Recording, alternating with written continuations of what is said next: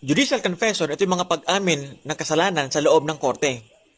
Saan banda? During arraignment, plea bargaining, o kaya naman during the course of legal proceedings. O mga pag-aamin na ginawa sa loob ng korte.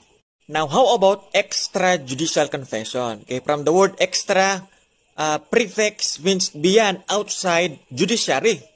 O mga pag-aamin na ginawa outside the court. That is meant by extrajudicial confession. Na ang tanong, kaya bang ipakulong ang isang akusado sa pamagitan ng extrajudicial confession?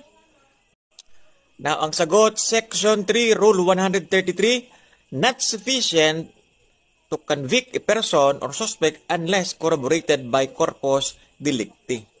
Ang extrajudicial confession ay mahina, kulang, hindi kayang magpakulong o magpakonvict ng isang tao, maliban na lang kung may kasamang corpus delicti.